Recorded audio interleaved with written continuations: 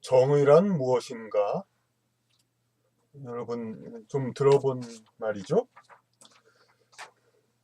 요즘 정의로운 사람들에 대한 이제 재조명 이런 것이 활발합니다. 특히 연정권 들어와서 독립운동에 몸바친 선열들에 대한 이제 정의로운 그들의 뜻을 기리는 그러한 운동이 한창입니다.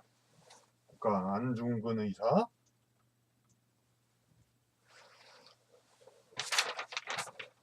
윤봉길 의사, 이봉창 의사 이런 이제 분들에 대한 예, 재조명이 활발합니다. 그런데 이제 반면에 이쪽에서 비판을 받는 어떤 세력들 또 다른 쪽에서는 이런 말을 합니다. 이 사람들은 이쪽에서는 영웅이지만 이쪽에서는 뭐 테러리스트다. 좀 심한 말이지만 그러니까 그렇게 얘기를 합니다. 그 일본 측에서는 그렇지 않느냐. 물론 이제 뭐 개개인 모두 그렇게 볼 수는 없죠. 그때의 사정 때문에 그런 거사를 일으킬 수밖에 없었고. 하여튼 뭐 이런 경우뿐만이 아니라 뭐 전쟁에서도 그렇죠. 이쪽에서는 우리의 우리의 명장이지만 이쪽에서는 이제 적군 수개일 뿐이고 그럴 수가 있죠.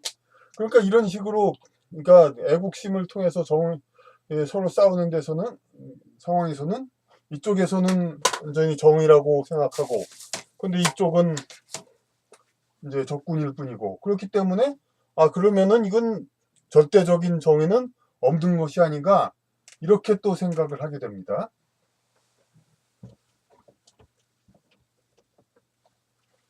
그럼 그렇다고 해서 그럼 정의란 없는 것인가? 그러면은 뭐 적군을 만나가지고 그럼 비겁하게 도망간 사람이나 적군을 만나서 용감히 싸운 사람이나 그럼 똑같이 처하는가? 그런 것도 참 곤란합니다, 사실. 그러니까 왜냐하면 자신의 그 주어진 상황에서 모든 것을 다 바쳐가지고 목적을 이루는 그런 인생을 사는 것과 그렇지 않고 이렇게 그 시류의 그 어떤 편리한 대로 흘러서 살아가는 사람 이런 사람을 똑같이 볼 수는 없죠.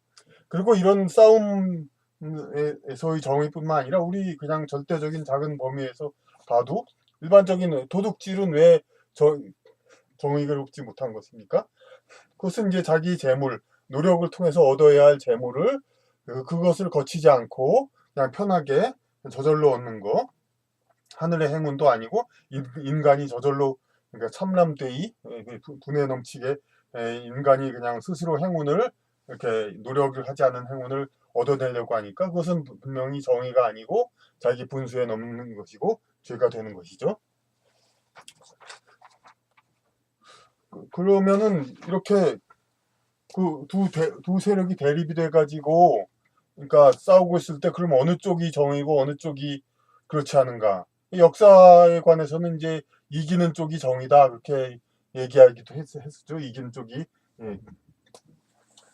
근데 우리가 더 본질적인 그런 이야기를 또 좀 따져봅시다. 우리 대한민국에 있어서 두 세력, 물론 실제로는 한 너댓까지 세력이지만은 그래 두 가지 세력이 대립하고 있습니다. 대륙에 좀 가까이 가려는 세력, 해양 쪽에 가까이 가는 세력이 있습니다.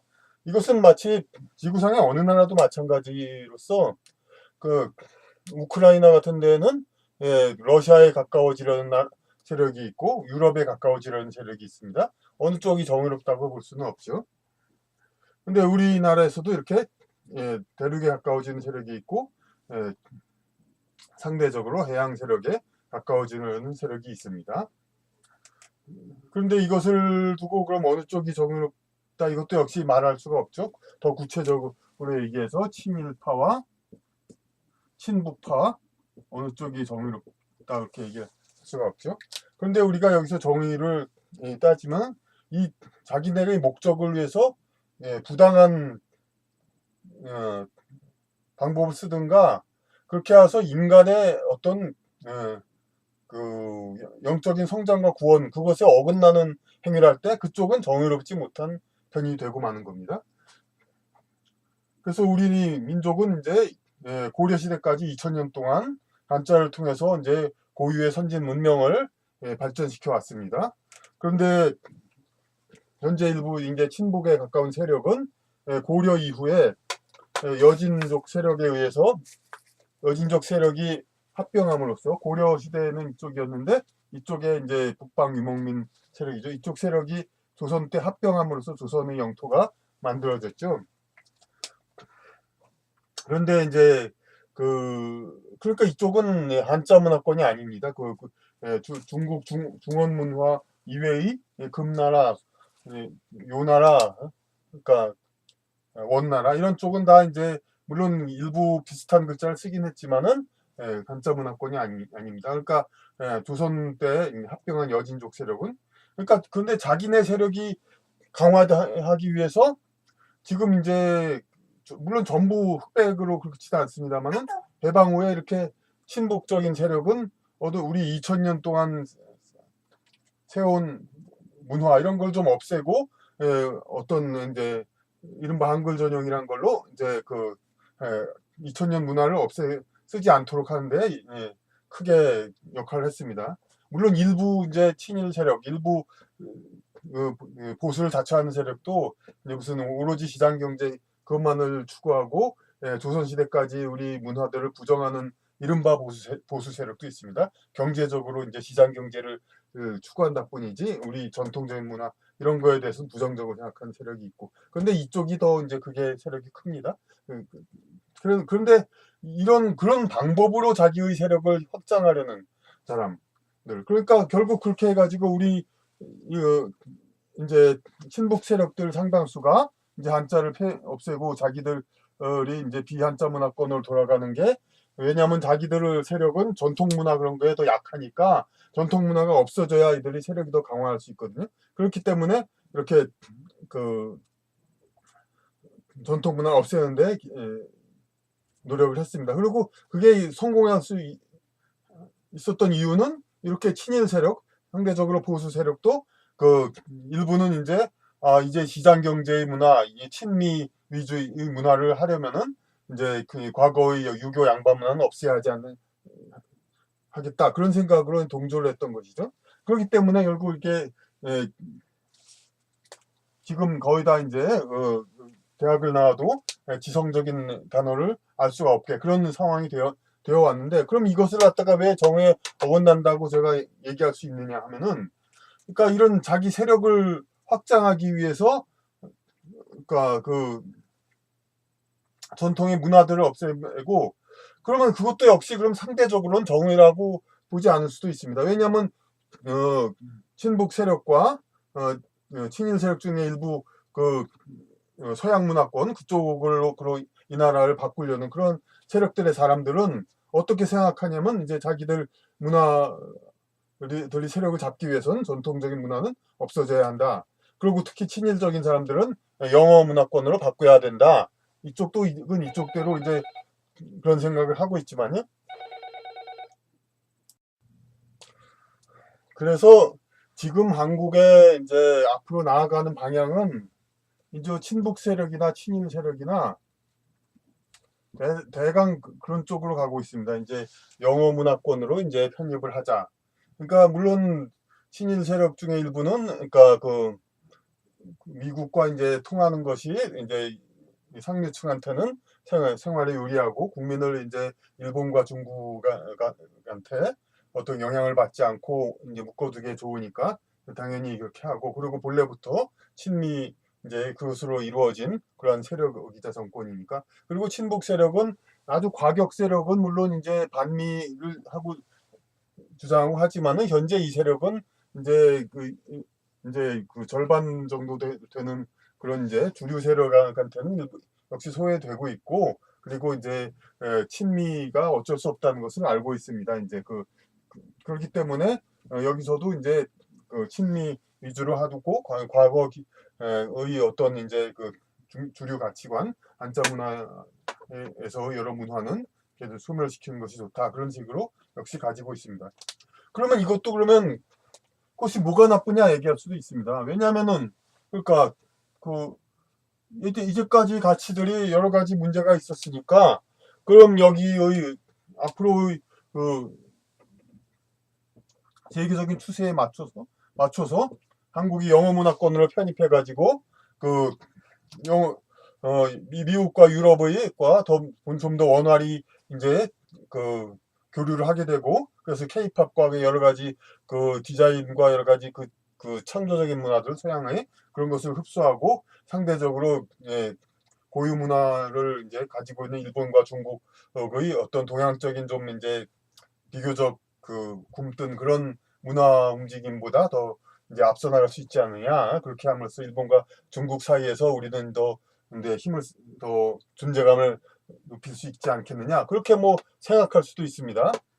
그런데 이것이 단큐에 정말 이렇게 될 수 있다면 뭐 그렇게 돼버린다고 해도 정말 할 말이 없습니다. 왜냐면 한국이 이렇게 단번에 그 서양 문화권으로서 이게 일본과 중국 사이에서 힘을 가지고 이렇게 일본, 중국처럼 과거의 문화를 이제 연장선상에 있기 때문에 쉽게 서양 문화권에 편입하지 못하는 것보다 비교 우위를 가지면서 한국이 동아시아의 이제 한 유럽 국가로서 이렇게 있을 수가 있습니다. 그런데 그것이 과연 되는가? 그것이 되려면은 우리 국민 모두가 교육을 물론 초등학교 때부터 영어 교육을 하지만은 우리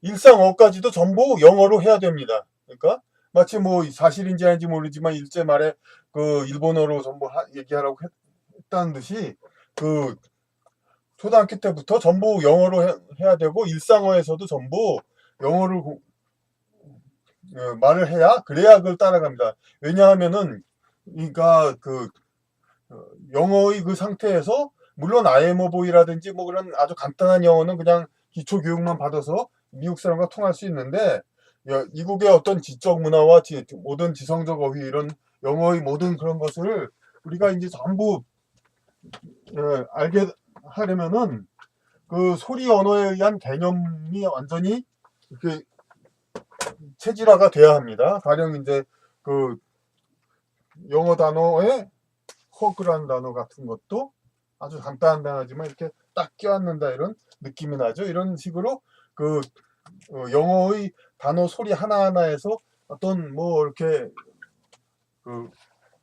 딱 어휘 개념을 탁 파악할 수 있을 정도의 그런 이제 국민이 되어야 합니다. 그래야 영어로 지적 어휘도 알게 되고 영어로 문화를 꽃피울 수가 고급 문화를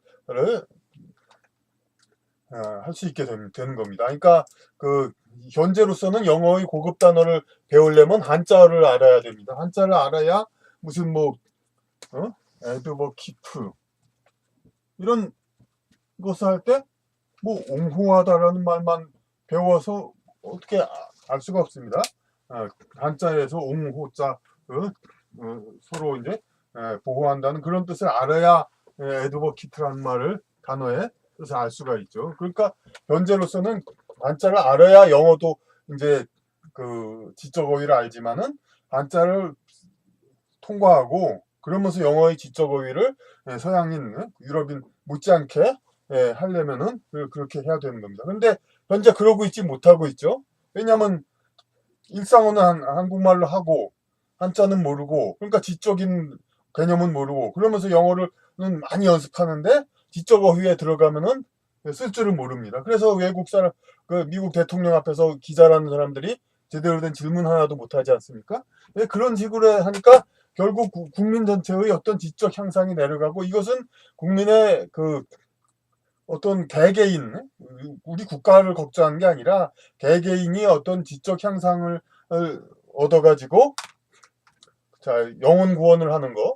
그러니까 그런 것에 지장을 받게 됩니다. 특히 이제 기독교를 비롯해서 민족 종교 여러 가지 종교의 교리 자체도 이해를 못합니다. 그런데 교리 주도자들은 이제 신도들이 그걸 몰라도 순종을 하면 어쨌든 자기한테 유리하니까 이것을 방치하고 있지만은 교리 자체도 모르고 그렇게 영혼 구원 자체가 상당히 이제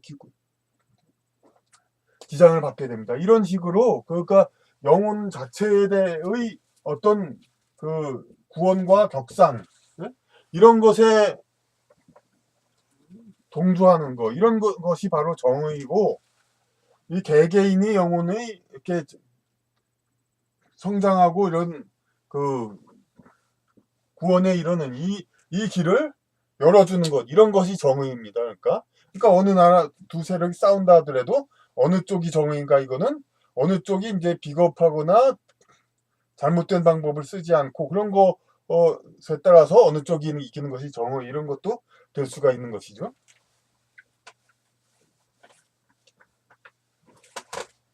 그러니까 정의란, 그러니까 그러니까 인간의 영혼 구원, 이것에 부합되어야 그것이 바로 정의입니다.